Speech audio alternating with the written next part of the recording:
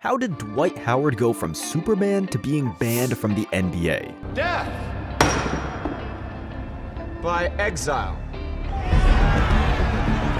The man was once a godlike center and now can't even get a bench warming spot, despite still being better than a lot of the guys in the league. Throughout the years, many players were given a place on the roster just for things they've done in the past. Vince Carter played until he was 43 and averaged 5 points with Atlanta. Kevin Garnett was 39 in his last season, scoring 3 points per game for the Wolves, while Luis Scola and David West were 36 and 37 in their final NBA years. No one can convince you there were no younger guys more athletic and deserving of an NBA spot. It was just that these old heads deserved their place in the league and got to ride it out for as long as they wanted to. So why can't Dwight do the same? Well, the problem goes way deeper than being 38 years old. As he said himself, he's the only guy who was able to effectively guard the Joker. So why wouldn't teams get luxury for less than $2 million per year? Today, we're breaking down Dwight's case and exploring the reasons preventing him from going back to the league. Hello basketball fans, and welcome to Hoop Vision. Before we dive in, make sure to hit that subscribe button if you haven't already. Takes only a second, costs nothing, and will give you access to more basketball stories. Maybe the greatest injustice around Dwight Howard is the fact no one seems to remember what a beast this guy was in his prime. Sure, we could argue if he deserves to be in the league right now, but back then, he looked superhuman. When he got drafted in 2004, Orlando was just recovering from the T-Mac era and wanted to get back on the map since they hadn't really been relevant since Shaq. Dwight made an instant impact and became a double-double machine straight away. In his rookie year, he averaged 12 and 10, increasing those numbers every year. In the 09 and 10 season, he was delivering 18 points and 13 boards every night on 61% efficiency from the field. That's insane. Dwight added 2.8 blocks per game to all of that, earning the Defensive Player of the Year award, his second consecutive at the time. We all know what happened in the finals, but if we're being honest, Dwight was the only player on that team who could really challenge the Lakers. Next year, he'd up both his points and rebounds, meanwhile earning another DPOY, his third in a row, finishing second in MVP voting behind Derrick Rose. Dwight seemed unstoppable at the time, but his stint with Orlando would soon come to an end,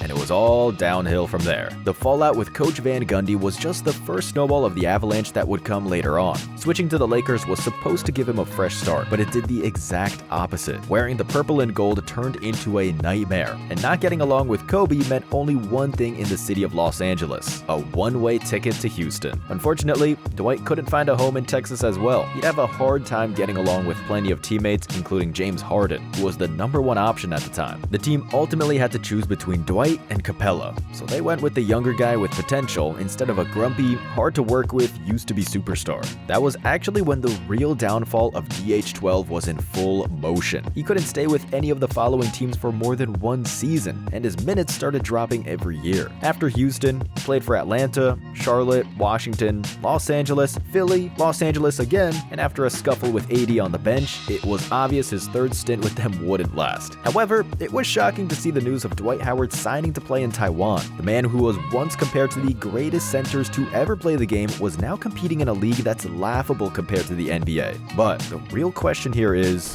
when did things become so bad for Dwight? After all, every NBA superstar has had a beef with at least one person in their career. So what did Howard do that was so unforgivable? The answer might be lying in his first and the biggest beef in Orlando, Coach Stan Van Gundy. Back in 2012, Orlando was still a contending team who got beat by the Lakers in the finals just 2 years before. Dwight was coming off his third consecutive DPOY award, which probably inflated his ego a bit. It was an amazing achievement, no argument there, but he probably thought he had the leverage to pull all the strings and would throw a tantrum anytime things weren't according to his wishes. Stan Van Gundy, being the old school coach that he was, didn't put up with Dwight's nonsense. During one media session, Stan openly said to the press Dwight wanted him fired from Orlando. Awkwardly, Dwight was just around the corner and came to the spotlight to try and ease up the situation, but the damage was done. Hugging Van Gundy in front of cameras didn't help solving the problem, so after the first round exit in the playoffs, the coach was gone, but so was Dwight a month later. Everyone thought Dwight, Kobe, and Nash would make a super team, but the lack of chemistry and the difference in attitudes were just too much. However, the reason why this fallout followed Dwight throughout his entire career is because of the way he treated everyone around him,